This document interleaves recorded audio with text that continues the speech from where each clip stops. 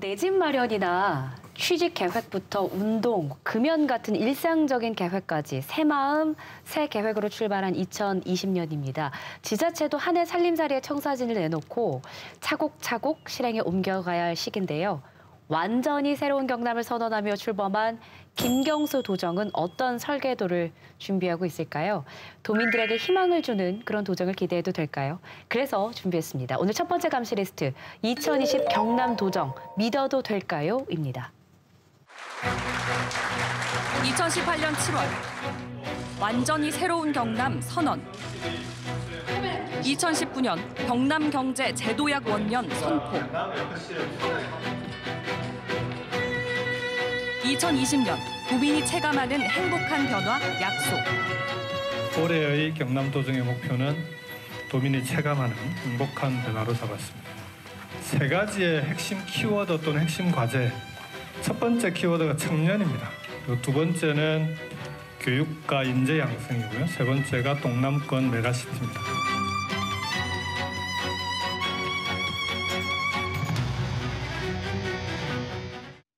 스마트 산단 유치, 남부 내륙고속철도 유치,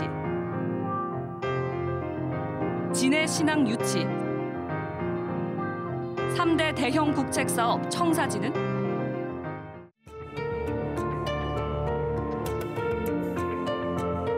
김 지사의 운명을 가를 항소심 선고 초읽기. 경남 도정 순항 기대 속 도민의 바람은 창동에서 안경점을 운영하는 문창식 씨. 자영업자 입장에서는 제로페이 있지 않습니까? 그런 좀 구체성 없는, 실현성 없는, 좀 와닿지 않는 그런 사업을 좀 지향했으면 좋겠습니다. 단지 예로 저희 매장에서도 작년에 딱 5건 받았습니다. 탁상 행정이 그런 사업 하지 마시고 자영업자 살리시다고 그러는데 오던 자시지 마시고 그냥 구체적인 그런 필요 와닿는 그런 정책을 조금 펼쳐줬으면 좋겠다는 생각입니다. 경제 살리기 사업도 하고 이제 과학기술단지 그런 것도 유치한다 하고 하는데 취업이랑 저희가 취업을 하는 거랑은 연관성이 좀 별로 없는 것 같아요. 전부 서울권으로 가거나 경기권 너무 편향되지 않냐. 일자리도 취업하려면 어쨌든 이 경남을 벗어나야 되고 그래서 좀 경남 위주로의 취업을 좀 힘써주셨으면 좋겠습니다. 아이들이 자유롭게 놀 만한 곳이 없죠. 네, 저는 무조건 자유로운 게 좋은데 특히 마산, 하포구나 해원구 쪽은 공원도 많이 없고 아이들이 뛰면서 놀 만한 장소가 없어요. 좀 자유롭게, 자유로운 도정이 있으면 좋겠죠. 교육도 그렇고. 네. 공기업에서 퇴직하다 보니까 자연스럽게 행정 경험이라든지 오랜 그 회사 경험을 살려가지고 직장에 재취업할 수 있는 그런 기회를 가지려고 무단히 노력하고 있는데 젊은 취업자들이 취업의 어떤 문턱이 높다 보니까 저희들은 더더욱 그런 문턱이 더 높게 생각이 됩니다. 그러면 올해 도정에서도 고령자들한테 실질적으로 혜택이 될 수 있는 그런 문을 더 많이 열어주시면 감사하겠습니다. 창원공단을 지켜온 중소기업인 김찬모 대표. 이 스마트 패트롤이라는 게 모든 산업에 다 딱 맞춤식으로 접목되는 건 아니라고 봅니다.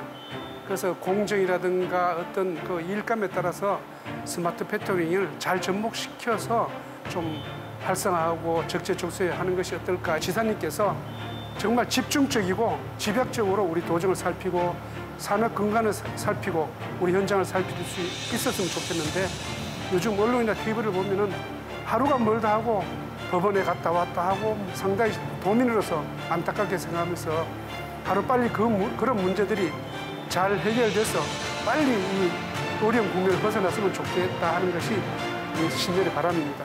네, 김경수 도정이 들어선 이후에 사상 최대 예산 편성이다. 그리고 대형 국책사업 유치다. 이런 말들은 화려한데 도민들의 입장에서는 잘 못 느끼겠는데요. 라는 말이 항상 나왔거든요. 그래서 화면에도 지사께서 그런 말씀을 하신 게 아닌가라는 생각이 드는데 정말 도민들이 체감하는 변화를 만들어줬으면 좋겠어요. 이게 귀에 솔깃한 이런 얘기가 없어요. 도민들 입장에 봤을 때는. 내 얘기다 이런 얘기가 별로 없는 거죠. 그러니까 우리 경상도에 그 돼지국밥 먹으면서 이게 새우젓국을 넣어야 되는데 새우젓 안 넣고 돼지국밥만 먹는 그런 느낌이에요. 이거 뭔가 좀. 밍밍해요? 예, 밍밍하고 뭔가 공중부양하는 듯한 그런 느낌이 좀 들어서요. 이게 어디서부터 이렇게 문제가 꼬였나 이런 생각을 해보니까 이 경남도에 제가 그 초대 민선 도지사부터 김혁규, 김태호, 김두관, 홍준표, 김경수 도지사까지 5분을 제가 다 만났었거든요. 예. 도지사님들이 입안하는 이 계획들이 조금 공중부양하는 게 좀 많아요. 이게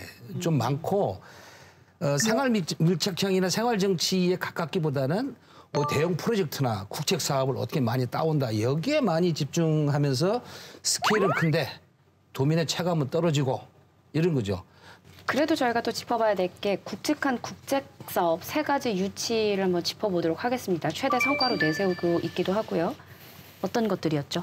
그 김경수 지사가 작년 한 해 그 성과로 가장 많이 강조한 게 서부 경남 KTX 건설 사업하고 네. 창원의 스마트 산단 조성 사업 그리고 이제 진해 신안 건설 사업인데 이들 사업이 예산 규모만 해도 약 20조 정도 됩니다. 예. 그런 측면에서 볼 때 뭐 상당한 소개 성과를 뭐 거뒀다 이렇게 판단하셔도 될 것 같고 중요한 국책사 3대 사업을 따왔다 그래서 이제 긍정적인 평가를 받은 것도 사실이거든요. 그런데 중요한 국책사업 시작도 안 했거든요, 지금. 20조든 30조든 100조든 구기한 게 아니고 아직 시작을 첫 단추도 아직 안 낀 상태라는 거하고 사실 뭐 김경수 지사가 굉장히 어려운 과정에서 국책사를 받은 거거든요, 이게요. 그러면 능력도 능력이지만 김경수 도지사 갖고 있는 전체 국정에 있어서의 위치 이런 것들이 굉장히 중요했기 때문에 온 거 아니냐.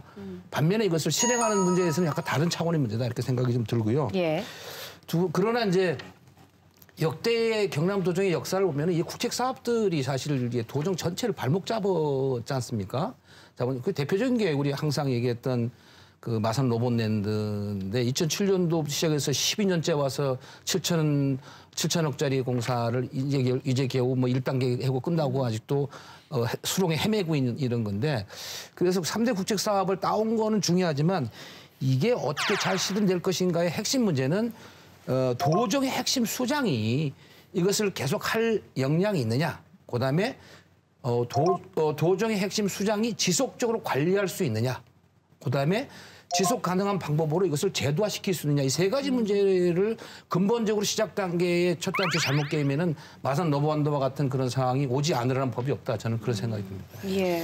경남에 꼭 필요한 사업들이 이 뭔지 경중을 좀 따져서 무조건 뭐 국비 확보라고 이렇게 생각하지 말고 이 국비가 온다 하더라도 이것은 매칭 예산입니다. 항상 도비가 수반이 돼야 되거든요. 근데 그게 다 수반을 하다 보면은 진짜 예산을 효율적으로 배분하는 데 있어서 상당히 어려움을 겪을 수도 있습니다. 그런 차원에서 진짜 꼼꼼하게 예. 국민들의 피부에 와닿는 그런 정책들을 실현하는데 좀 잘 살펴봐야 된다. 이렇게 조언을 하고 싶습니다. 예.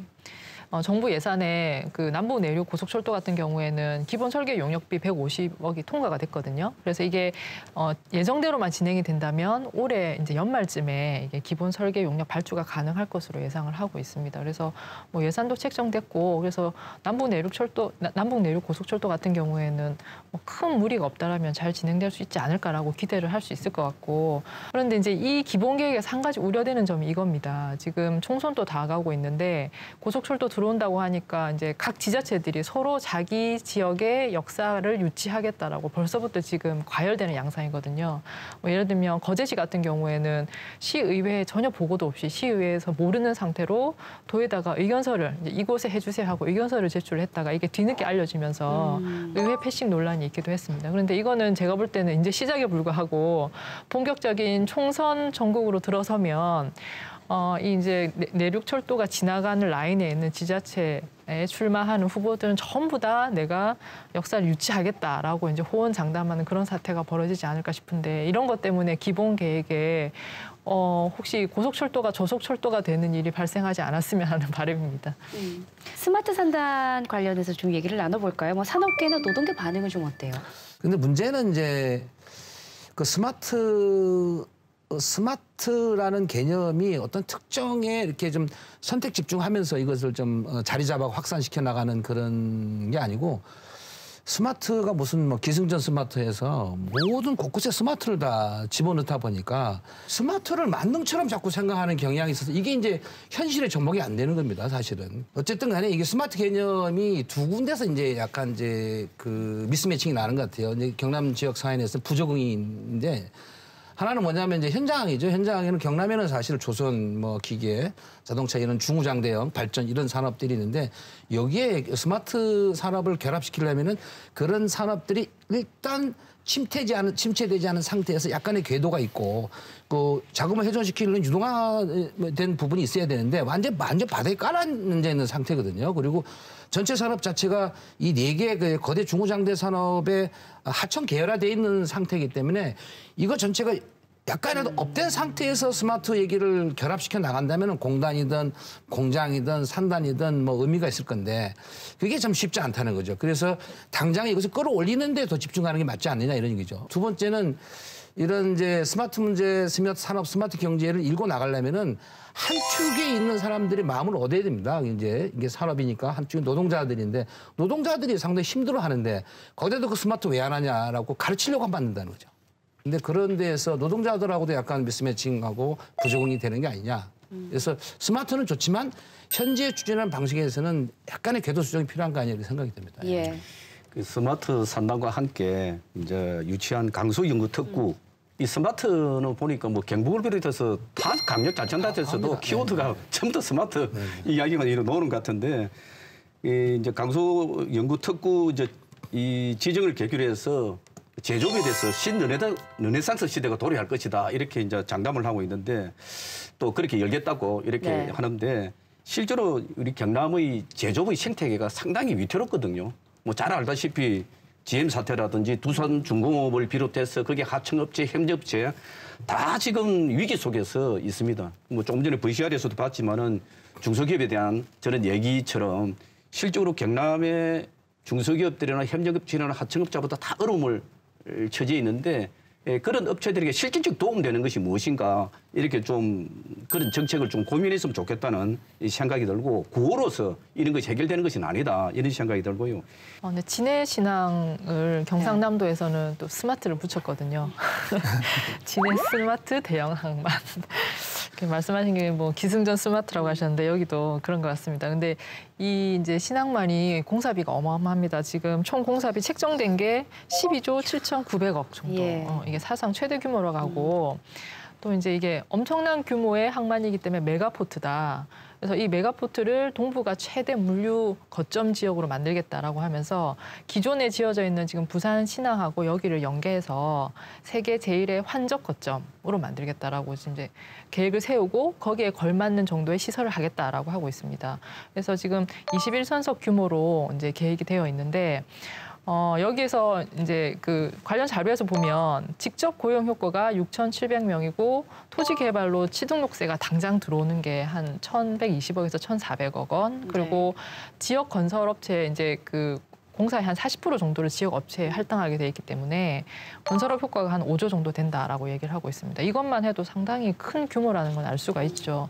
그래서 여기까지는 우리가 이제 지금 나와 있는 계획으로 거의 이제 직관적으로 예상할 수 있는 효과인데 이제 이 다음으로 넘어가면 훨씬 더 뜁니다. 물동량이 확보돼서 운영이 되기 시작하면 28조의 생산 유발 효과가 있고 22조 부가가치 유발 효과가 있고 취업 유발 효과가 17만 명이라고 지금 얘기를 하거든요.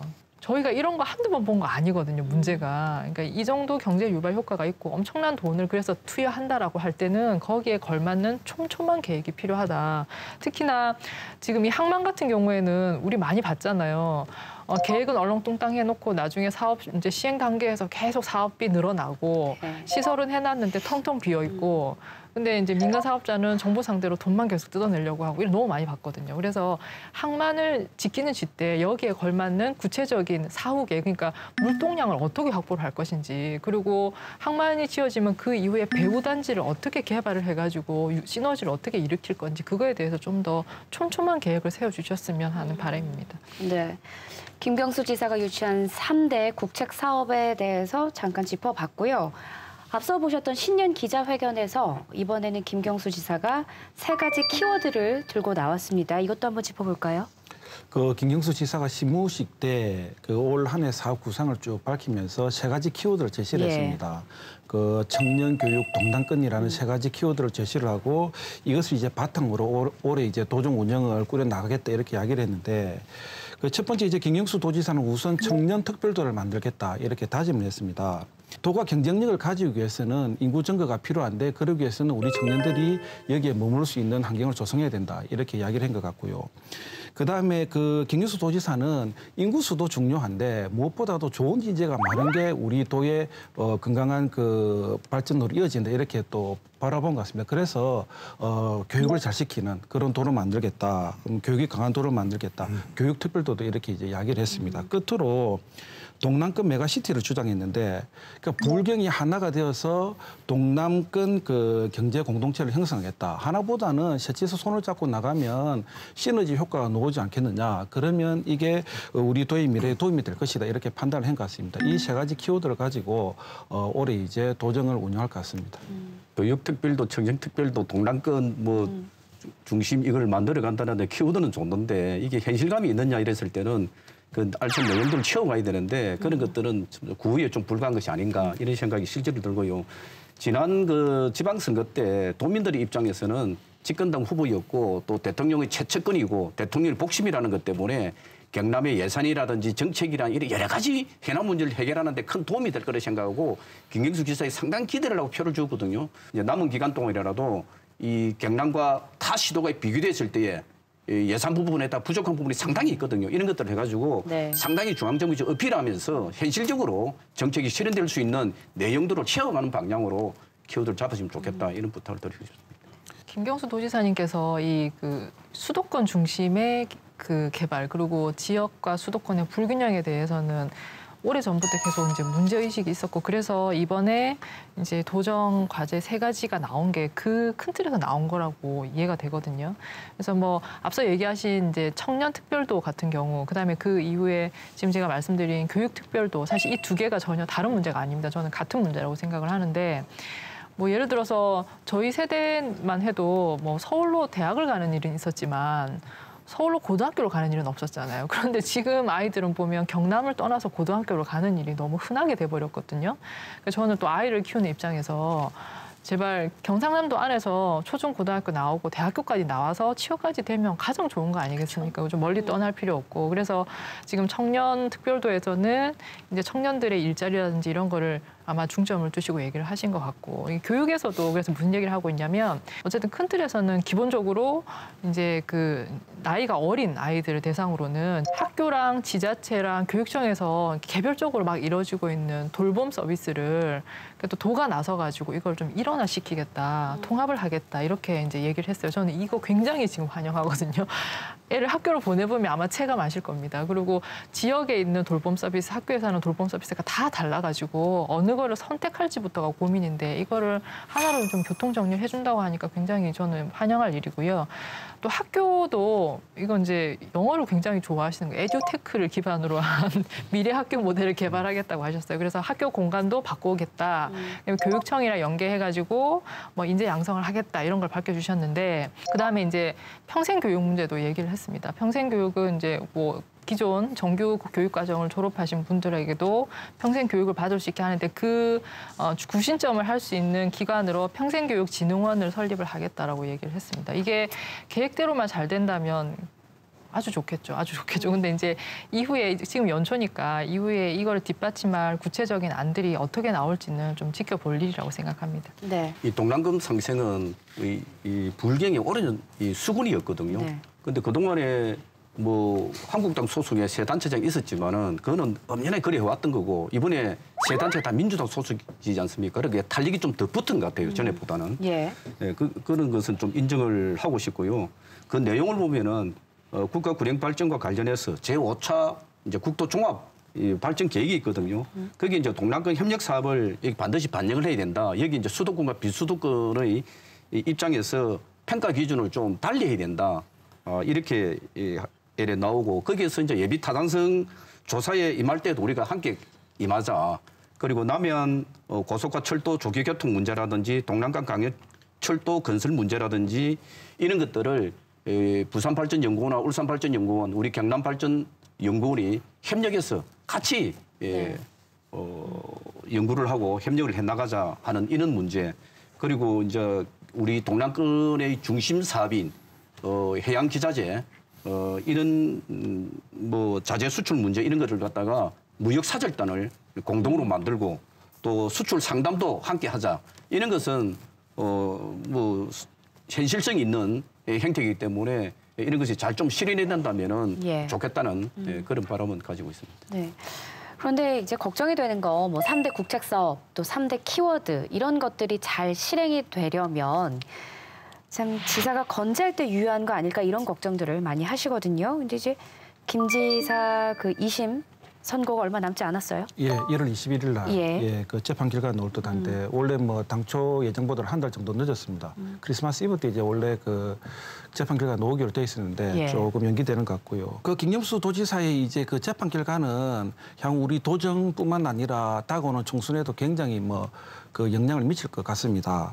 그리고 뭐 다 아시다시피 이게 뭐 그 정치인에 관한 재판이 다 대법원 가지 않습니까? 그래서 뭐 항소심에서 판결이 난다고 해서 당장 이게 어떻게 형이 확정되지는 않을 거라는 건 누구나 예상 가능한데 그럼에도 불구하고 항소심이 갖는 이제 중요성이라는 거는 사실관계는 항소심에서 다 그냥 정리가 되는 거거든요. 대법원 가서는 사실관계가 바뀌기는 힘들기 때문에 결국 이번 항소심 판결에서 그동안 계속 논란이 되어온 드루킹과의 관계가 어쨌든 판결로는 정리가 될 수밖에 없는 상황이라서 그 결과에 따라서 결국 김 지사의 정치적인 그 생명력이라고 해야 될까?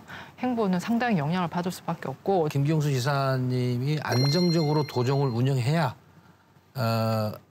앞에 있었던 일들, 마산 노본랜드나 등등 이런 일들을 잘 정리해지 만약에 여기서 낙마를 해야 되면은 진짜 도정이 엉망된다고 생각하거든요. 그래서 잘 됐으면 좋겠다는 그 바람을 전제로 두고 근데 만약에 그런 불행한 상황이 오게 되면은 저는 이제 민주당이 이슈 주도력이 떨어질 거다. 이게 수세에 몰릴 거다 생각합니다. 이슈에 있어서는. 사퇴 압력 때문에.